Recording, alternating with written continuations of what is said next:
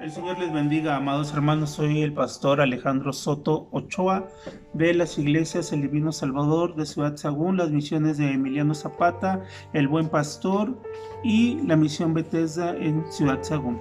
Hoy continuamos con el estudio del profeta Isaías de los capítulos 52:13 al capítulo 53, versículo 12. El tema que veremos en este tiempo es la obra expiatoria en el siervo sufriente. En esta primera parte analizaremos estos capítulos y el texto base del día de hoy es: todos nosotros nos hemos descarriado como ovejas, cada cual se apartó por su camino, mas Jehová cargó en él el pecado de todos nosotros. Vemos en esta porción del libro de Isaías. Y recordemos algo, hermanos, el libro de Isaías se divide en tres partes. El primer libro de Isaías, que es antes del exilio; el segundo libro de Isaías, que es lo que estamos viendo el día de hoy, es casi en el exilio y durante el exilio; y el tercer libro de Isaías lo estamos hablando después del exilio. Y por ahí algunos estudiosos están hablando también ya de un cuarto libro de Isaías, que hay por el año 400 con los persas antes de Cristo. Y si hablamos claramente de este siervo sufriente y la expiación, podemos referirnos o podemos creer que Isaías se refiere al Hijo de Dios, a Jesucristo mismo. Y vamos a hablar de esta palabra expiación. ¿Qué entendemos por expiación? En la primera carta de Juan, capítulo 4, versículo 10, dice: el amor consiste en esto, no en que nosotros hayamos amado a Dios, sino que Él nos amó a nosotros y envió a su Hijo para que, ofreciéndose en sacrificio, nuestros pecados quedaran perdonados. Esta versión lo hicimos en la versión Dios habla hoy. Y pues expiar es cubrir los pecados para que Dios no los vea. Eso era en el Antiguo Testamento. Recordemos que para ellos se hacían sacrificios de ovejas, de machos cabríos, para cubrir el pecado del pueblo de Israel. Y recordemos que cada uno de ellos tenía que llevar un macho cabrío, una oveja, para esa expiación de pecados. Entonces podemos decir que el concepto expiación quiere decir cubrir el pecado para que Dios no lo vea. Pero en el Nuevo Testamento aparece esta palabrita de propiciación de Jesucristo. Es el sacrificio aceptable, suficiente, y es el sustituto ante Dios. Es el pago total de nuestros pecados antes, durante y después de que nosotros hemos recibido a Jesucristo. Entonces en Juan 1:29 Juan dice: este es el Cordero que quita el pecado del mundo. Este es el Cordero refiriéndose al Hijo de Dios, a Jesucristo mismo. Es el Cordero que ha quitado el pecado del mundo. Y recordemos que este sacrificio se hizo una sola vez y para siempre. Entonces podemos decir que la expiación, que era solamente cubrir el pecado para que Dios no lo viera, en la propiciación de nuestro Señor Jesucristo es borrar el pecado, borrar la simiente del pecado de nosotros para quitarla totalmente por y para nosotros.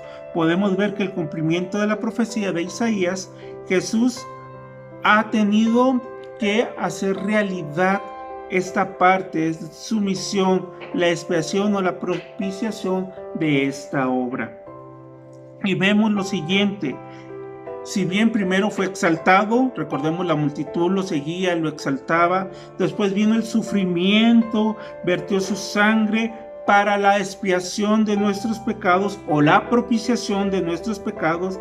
Fue despreciado, acuérdense que en la cruz fue despreciado, fue humillado, fue latigado, fue escupido, se burlaron de él, y posteriormente carga en esa cruz nuestros pecados por voluntad. Nadie lo obligó, por voluntad propia él cargó nuestros pecados, fue obediente y al final muere para que nosotros, tú y yo, ustedes y yo, pudiéramos ser salvos, o que pudieran quitar, o se pudiera quitar de nosotros ese pecado que moraba en nuestra vida. Claro, todos nosotros sabemos que la expiación de Jesucristo es una realidad siempre y cuando haya un arrepentimiento en nuestra vida. Todo esto, lo que les estoy diciendo como parte de esta introducción, lo podemos también leer en el libro del profeta Isaías, en el capítulo 52, versículos 14 y 15. Ahí nos habla también de que sufrió, de que vertió su sangre, y podemos ver e ir hilando esta situación de la expiación que habla el profeta Isaías. La podemos ver en ese vislumbre, en esa acción de Jesucristo. Es el Cordero que vino a quitar el pecado del mundo. Por eso podemos ver en Juan que dice esa parte que ya les mencionaba: este es el Cordero de Dios que quita el pecado del mundo. Cuando Juan se refiere a hace referencia a Jesucristo.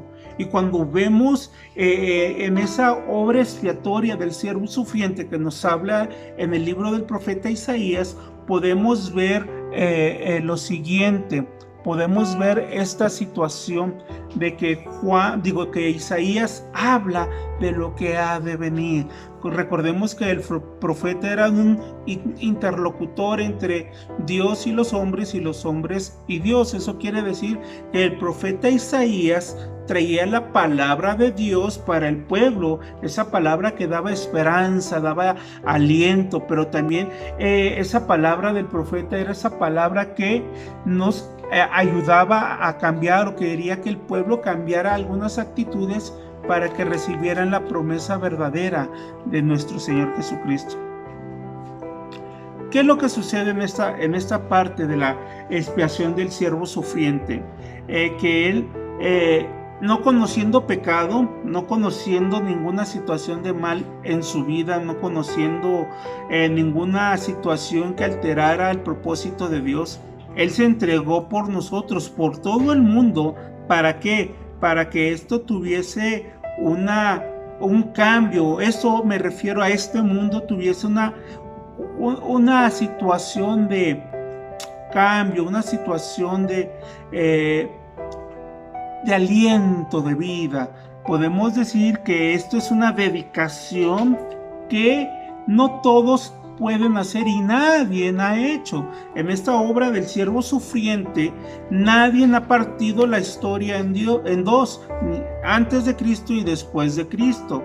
Entonces podemos decir que Cristo vino a cargar, no en forma literal, sino en una forma que conociéramos nosotros esa parte de que Él iba a cargar nuestros pecados con nuestras aflicciones, con nuestras dolencias, siempre y cuando el mundo volteara a verle, el mundo volteara a conocerle, para que, como dice su palabra, mi yugo es fácil, ligera mi carga, ven a mí que yo los haré descansar. Entonces todo esto trasciende para el mundo. Esta situación de la propiciación, de ese borrar el pecado para siempre que vino a ser el Señor Jesucristo, es una bendición no solamente para unos cuantos o solamente para el pueblo de Israel. Hablamos que esta bendición, esta misericordia se extendió para todo el mundo. Entonces esta propiciación o esta expiación de Jesucristo amplió su cobertura para todo el mundo. Entonces podemos decir que esto nos habla de que la propiciación es para todos en el amor de nuestro Señor Jesucristo. Te lo podemos ver allí en la segunda carta a Timoteo, capítulo 2, versículos 3 al 6. Entonces podemos entender que la expiación del siervo sufriente es el acontecimiento más importante de la humanidad.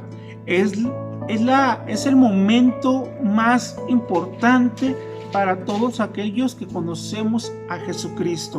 Podemos decir que esa expiación sirvió para que el mundo entero conociera la misericordia y la gracia de este siervo sufriente, para que cada uno de nosotros coincidiéramos en algo importante, que la misericordia de Dios es para todo el mundo, que la misericordia de Dios y el amor de Dios es para todos y no hay excepción de personas. Entonces podemos ver en esta parte en 4 formas. Primero, siervo. es quien se entrega por nuestros pecados. El siervo es el que se ha entregado por nuestros pecados. ¿Qué es el pecado? Pues prácticamente, si nos vamos al original, dice es errar al blanco, es desviarnos del camino, es no hacer la voluntad de Dios. Eso es el pecado, el errar al blanco, el mancharte. Es como si trajeras una camisa blanca, es como si trajeras una túnica blanca y te fueras y te aventaras al primer charco de lodo y te ensuciaras. Prácticamente el pecado es errar el camino, ensuciarte del pecado, ¿sí? 3. Hablamos de un quebrantamiento. ¿Cuál es este quebrantamiento? El quebrantamiento es el arrepentimiento para ser limpios del pecado. No hay quebrantamiento si no hay arrepentimiento.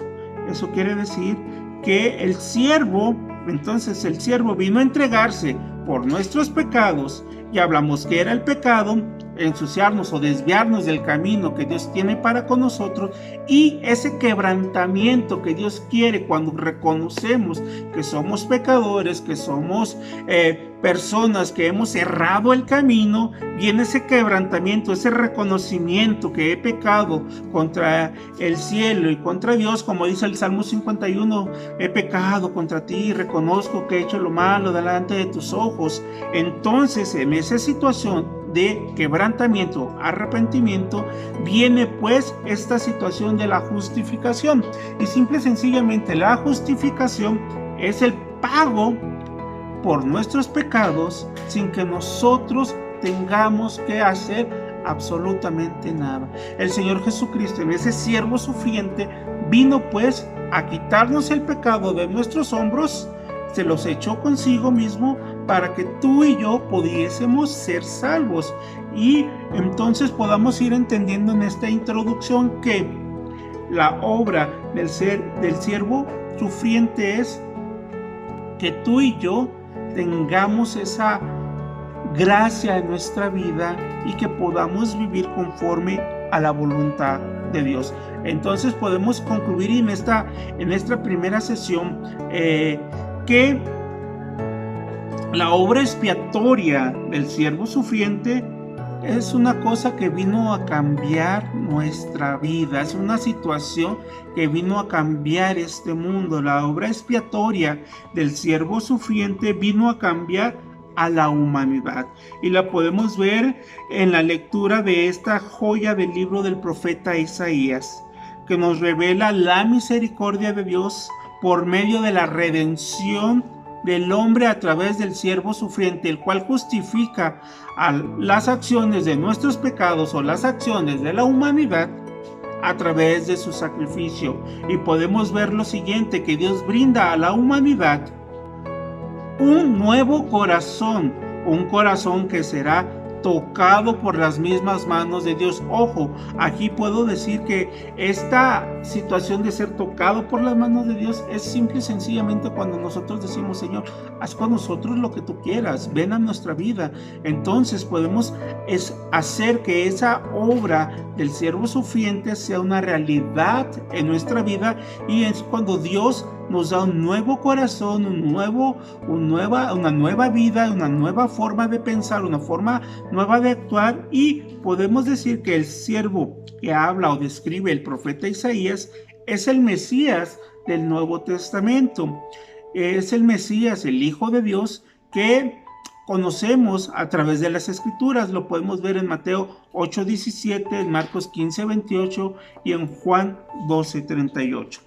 La próxima semana estaremos viendo o estaremos desglosando estos dos capítulos en forma de 6 estrofas.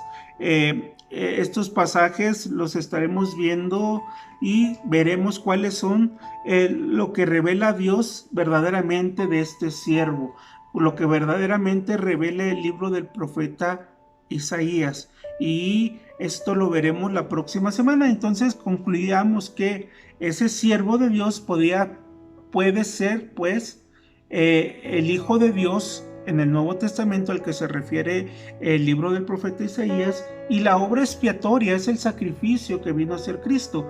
Recordemos que la expiación pues es el cubrir nuestros pecados a través de la sangre del cordero o del macho cabrío que cubría el pecado, ¿sí?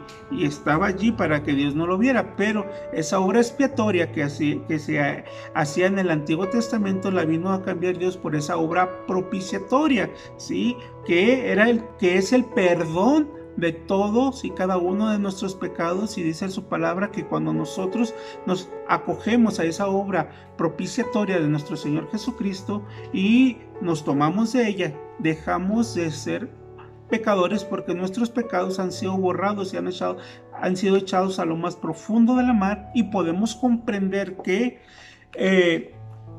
Dios jamás se va a olvidar de ellos. Entonces, la próxima semana estaremos viendo estos 6 aspectos de estos capítulos 52 del 13 al 53, 12. Estaremos viendo lo que sigue, estas acciones claves para entender un poco más esta profecía del libro de Isaías.